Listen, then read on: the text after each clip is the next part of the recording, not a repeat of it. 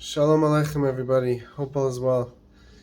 We are seeing prophecy unfold in front of us. The prophecy, V'edaita hayom shvota elav avecha, ki Hashem hu Elokim b'shamayim ma'al ma'aretz v'tachad and od. A prophecy from the Holy Tanakh, from the book of Nevi'im, where we learn that you shall know today and put it upon your heart that Hashem is Elokim b'shamayim ma'al, in the heavens and the earth, there is no other. What does it mean? We spoke about this in previous videos. What does it mean that Hashem, you shall know today that God is, that Hashem is Elokim, that God in His infinite state is the one controlling, is my God, the one controlling the world. And why does it say on that day God will be one and His name will be one? We explained in these previous videos, and it's known that.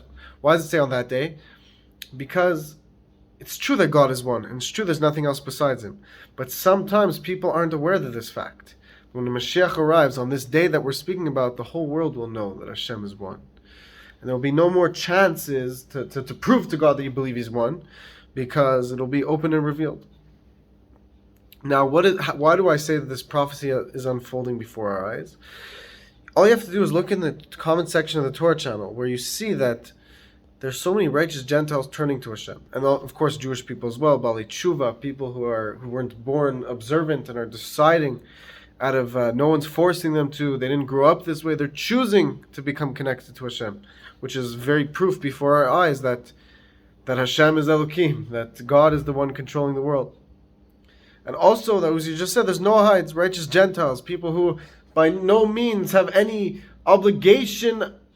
Or I shouldn't say obligation, they do have the obligation to connect to Hashem, but by no means would someone expect them or hold them accountable for not connecting to Hashem, yet they're choosing to connect to God, of their utmost pure and innocent desire to connect to the Creator. So we're seeing open prophecy before our eyes, that so many people are turning to the God of Abraham, Isaac, and Jacob, something that was promised to us as proof, as prophecy of the coming Mashiach thousands of years ago.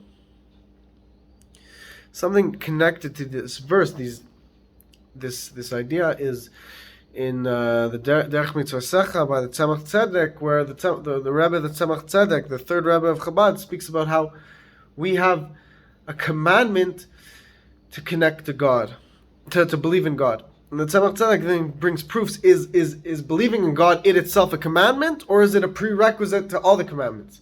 Samech Tzedek then says, well, it has to be that it's a prerequisite to all the commandments. Because in order to, what does it mean that you follow a commandment, that you believe?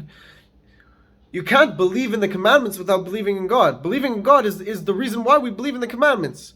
First you have to accept God as king. Then you say, okay, God is king. God created the world. Okay, Shabbos is His desire. He wants me to follow God, keep the Sabbath, observe the Sabbath. He wants me to eat kosher. But if a person doesn't believe in God, they can't believe in keeping kosher, they can't believe in keeping Sabbath. They can say, oh, Shabbat is good because you relax, oh, kosher is good because it's healthy, but they don't actually believe in the godliness. To believe in the godliness, you have to believe first that God is the one in charge, and then what does He want from me? He wants me to follow the commandments. So then Samech Tzedek says, okay, it's a prerequisite to all the commandments. But then there's also a specific commandment to believe in God. And what is this specific commandment that he brings from the Rambam? That a person has to believe that God is the sole being in charge, and besides Him there is no other.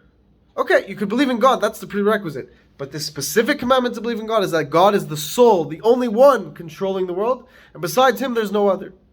And then the Rebbe Tzemach Tzedek goes on to explain an absolutely gorgeous idea, to say the least. And what is this idea? Everything in this world has a cause, something that caused it to come into being.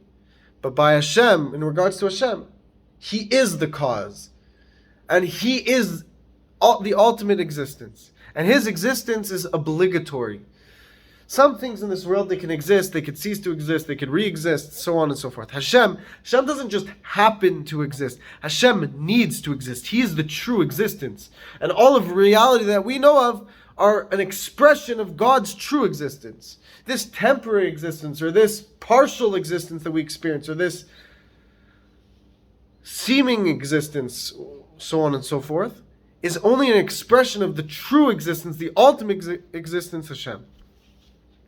When a person meditates upon these ideas, they'll surely become excited and in awe of God and relieved to realize that we have a master who's controlling the world.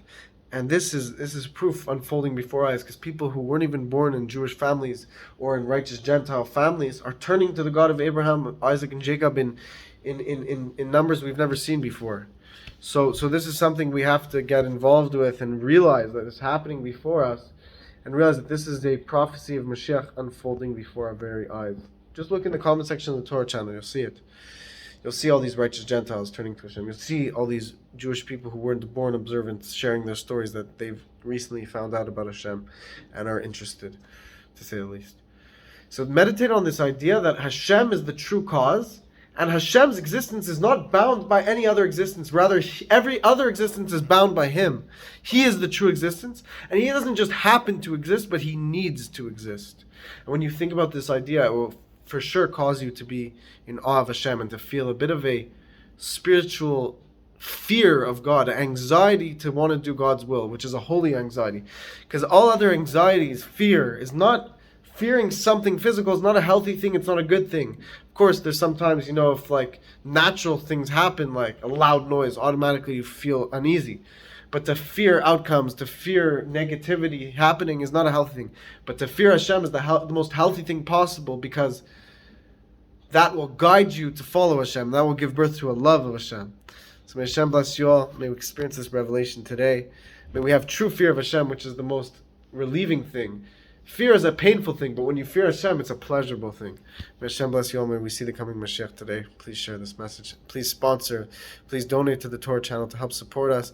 You can sponsor one of our videos. You can email me for the details. May Hashem bless you all.